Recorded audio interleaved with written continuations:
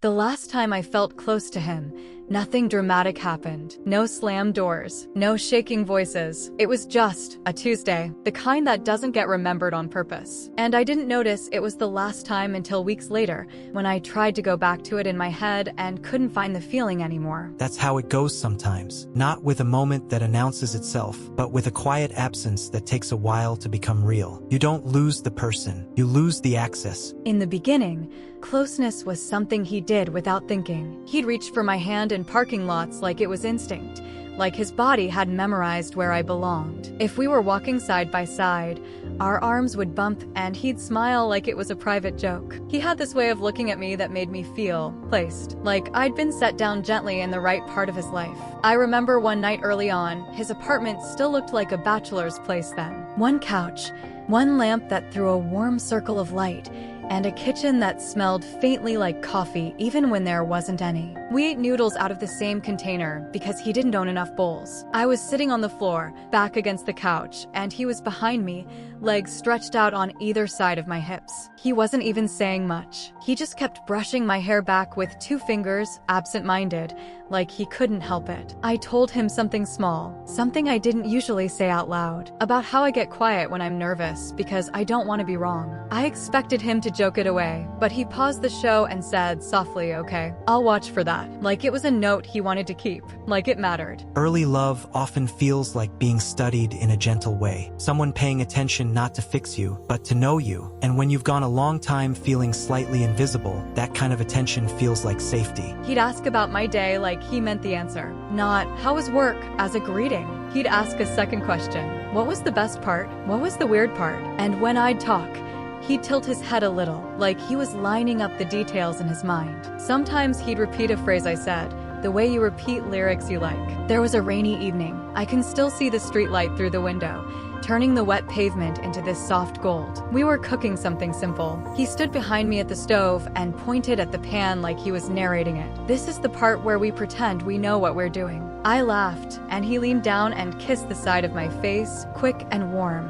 like punctuation. It wasn't big romance. It was constant small tenderness, the kind that makes you stop bracing for impact. The shift didn't arrive like a storm. It was more like the thermostat got turned down 1 degree at a time. At first it was harmless things. He started coming home and sitting for a minute before greeting me. Just a minute. Shoes still on, phone already in his hand. Then it was that he'd answer while looking at the screen. And then, yeah, that's crazy. Not cold, not mean, just somewhere else. We still ate dinner together. We still slept in the same bed. But the bed began to feel like a place we both happened to end up, not somewhere we met. I remember the sound of his phone more than I remember his voice during that time. That little click when it locked, the soft vibration on the couch cushion, the glow on his face in the dark like a second moon, pale and constant. I started timing things without meaning to. How long it took him to look up when I walked into the room. How many sentences I could say before he said, "Sorry, what?" How often he asked me anything that wasn't logistical. Do you want Thai or pizza? Can you grab detergent? What time is your thing tomorrow? Our conversations got trimmed down until they fit into the space between notifications. That's the kind of intimacy people don't talk about much, the steady, low-volume reassurance. It teaches your nervous system to unclench. And that's why, when it changes, you feel it in your body before you can explain it with words. A lot of people think distance begins with conflict, but more often it begins with efficiency. 2 people start running life like a shared calendar instead of a shared interior world. Not because they don't care, but because caring starts taking more effort than it used to, and nobody admits they're tired. I tried to be easy about it. I told myself he was stressed. Work was heavy. His family needed things. Life was loud. Love doesn't always get the best version of someone. So I adjusted. I made myself smaller in the evenings. I didn't bring up anything that felt too much. I started saving my stories for later, when he'd be more present. But later kept moving. There's a specific kind of loneliness that happens when you can hear someone in the next room. When you know exactly where they are, and you still feel like you can't reach them. One night we drove to the grocery store. It was cold out,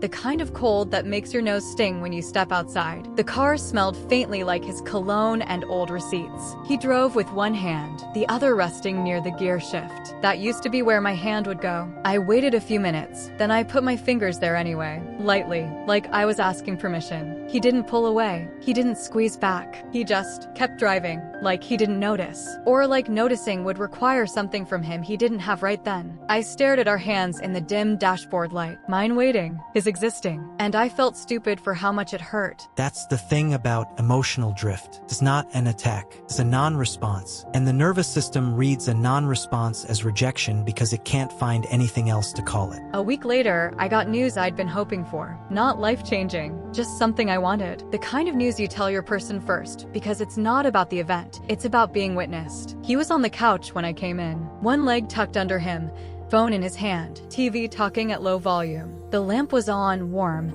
making everything look softer than it felt. I stood there with my keys still in my fist, smiling before I even spoke.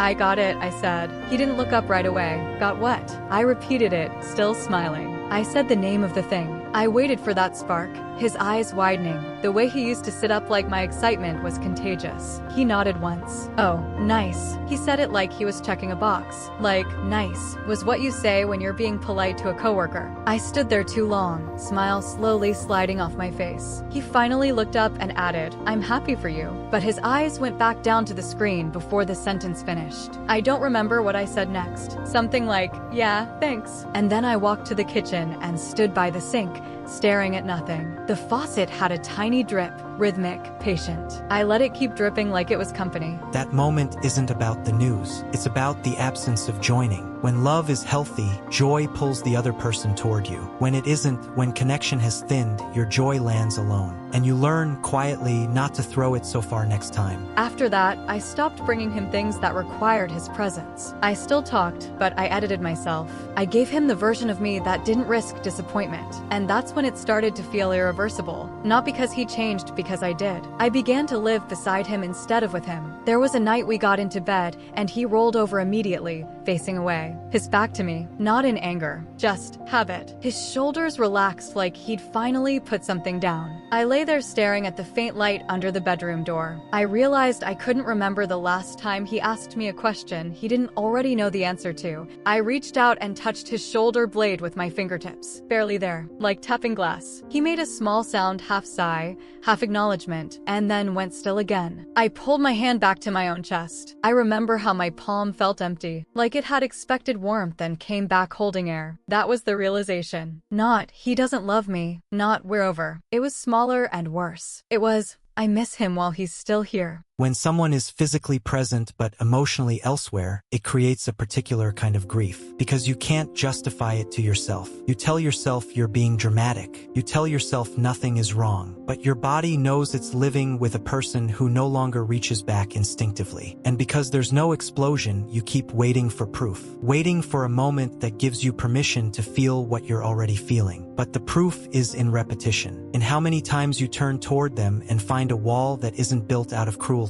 just absence. I didn't confront him. Not really. I'd hint at it in gentle ways. "We haven't talked much lately." Or, "I feel like I don't know what's going on with you." He'd nod, kiss my forehead, promise we'd have a night soon. He always meant it. I could tell he meant it. That was the problem. The promises didn't feel like lies. They felt like intentions that couldn't survive the week. And somehow that made me feel even more alone, because if he wasn't trying to hurt me, then what was I supposed to do with the hurt? The last phase wasn't a breakup. It was a slow, quiet rearranging. We still said, "Love you," the way you say, "drive safe." We still made plans, but they felt like obligations to the idea of us. And late at night, when he was asleep, I'd stare at his face in the dark and try to remember the version of him who used to look at me like I was the best part of his day. I could remember the facts, the nights, the places, the way his laugh sounded, but I couldn't remember the feeling in my chest. Like I'd held something warm for so long that my hands forgot what cold was, and then one day I noticed I was shivering. Sometimes two people don't fall apart because they stop caring. They fall apart because caring becomes passive. Love turns into a background app, running, technically open but not really held. Nobody is the villain. The villain is unspoken: fatigue, avoidance, the fear that if you look too closely at the distance, you'll have to name it. There's a detail people miss when they talk about relationships dying. They imagine one person leaving, but what happens more often is both people stay physically, and the leaving happens in tiny ways that don't show up on a calendar. He wasn't cruel. He didn't punish her. He didn't explode. In some ways, that's what made it harder to name. Because if someone is obviously wrong, your pain has a shape. You can hold it up and point to it. But when the problem is softness fading, you start blaming your own sensitivity. I did that. I kept running through possible explanations like I was trying to find the correct one so it would stop hurting. Maybe he was just tired. Maybe I was asking for too much. Maybe this is what long-term love looks like and I'm immature for wanting that early closeness back.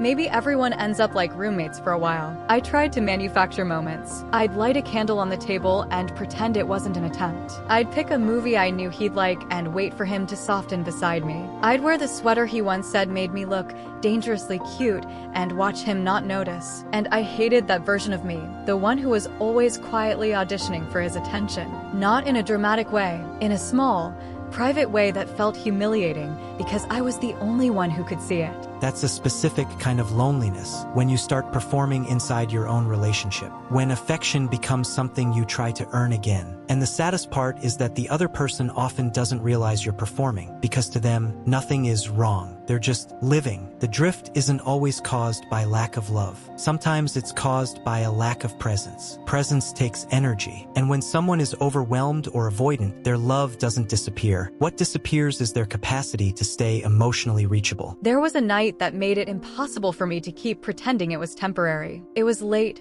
past midnight. The apartment was quiet in that softened way it gets when the world outside is asleep. The only light was from the kitchen, that warm bulb over the stove that makes everything look like a memory. I was at the table with my laptop open, not even really working, just staring at a blank document, tapping one nail against the wood. The air smelled like dish soap and something toasted from earlier. He came in for water, bare feet on the floor, hair a little messy. He didn't see me right away, and for a second I watched him like he was a stranger in a familiar place. He opened the cabinet, grabbed a glass, filled it, and drank like he was alone. I said his name quietly, because raising my voice felt like admitting something. He looked at me then, startled, like he'd forgotten I existed in the room. "Hey," he said, just that. And I waited, for him to ask why I was up, for him to walk over, for him to do the small things he used to do without thinking, touch my shoulder, lean down, kiss my head. He didn't. He stood there holding the glass, eyes half-lidded with sleep, and said, "Everything okay?" I could have said no. I could have said, "I miss you." I could have said,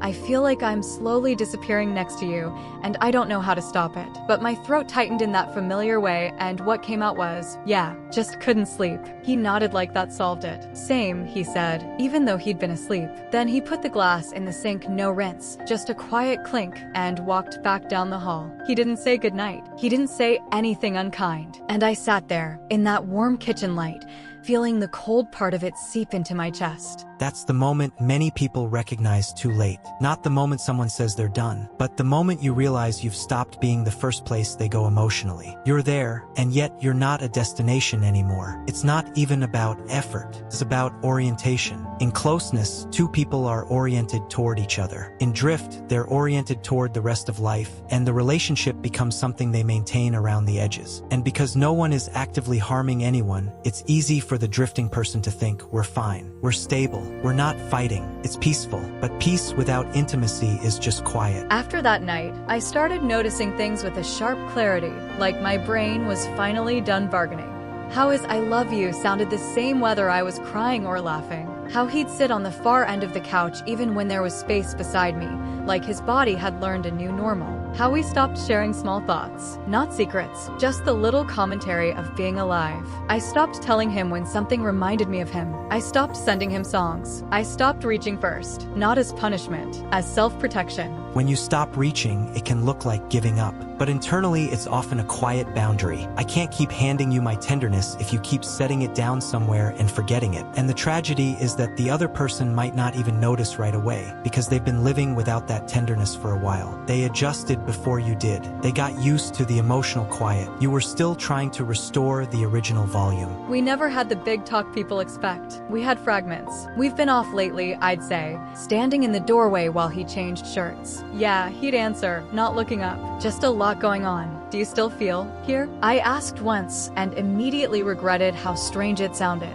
He frowned like he was trying to translate it into something solvable. Of course, he said. I'm here. And he was. That was the problem. He was here like furniture is here. That's the psychological trap. The relationship still contains all the evidence of commitment, shared space, routines, plans, so your brain tells you you're safe. But your heart measures safety differently. It measures it by responsiveness, by being met. When responsiveness fades, you don't feel held, even if the relationship looks intact from the outside. No villain, no betrayal, just a mismatch in emotional availability. One person still asking for connection, the other person slowly learning to live without needing it as much, or not knowing how to give it consistently. The closest we came to honesty was one evening when we were washing dishes. The water was running too hot, fogging the window above the sink. He was drying plates with a towel that had a bleach stain shaped like a cloud. I said, I miss us. He kept drying. I know, he said. Not me too. Just I know. And that I know landed in me like a quiet confirmation. He could see it. He just didn't know how to cross the distance anymore. Or maybe he didn't want to. Not enough.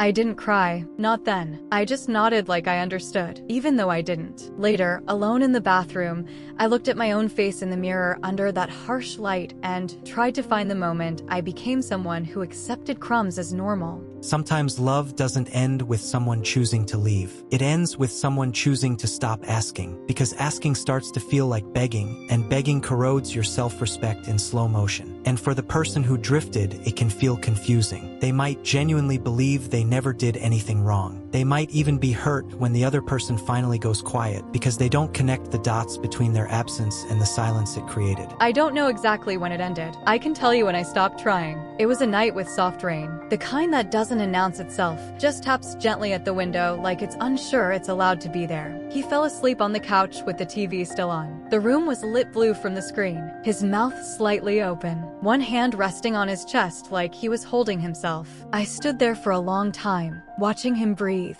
feeling something in me go very still. I didn't feel anger. I felt distance settling, like dust, like something inevitable. I turned off the TV, and the room went quiet. The silence didn't feel peaceful. It felt final in a way I couldn't explain. I didn't wake him. I didn't touch him. I just walked down the hall and closed the bedroom door softly behind me. And in the dark, I realized the thing I'd been avoiding admitting. We didn't fight. We just stopped feeling close. And that kind of ending doesn't give you a scene to remember. It gives you a slow forgetting. That's why these stories don't have clean endings. They aren't built from one decision. They're built from 1,000 tiny moments where neither person fully turns toward the other. Some relationships don't break, they fade. And fading is brutal because it makes you question your own memories. You start wondering if the closeness was ever real, or if you imagined it because you needed it. But it was real. It just wasn't permanent. And the hardest part is carrying the unanswered question that comes after. If nothing terrible happened, why does it still hurt like something did? I still think about that kitchen light sometimes. Warm and soft. The way it made everything look forgiving. I think about how easy it would have been for him to walk over that night, to touch my shoulder, to say, come to bed, like he wanted me near him. I think about how I would have folded into that so quickly, like I'd been waiting for permission to come back. And then I remember, he didn't. And I don't hate him for it, but I don't romanticize it anymore either. Some people don't leave. They just stop reaching. And if you stay long enough, you learn what it feels like to be loved in theory and lonely in practice.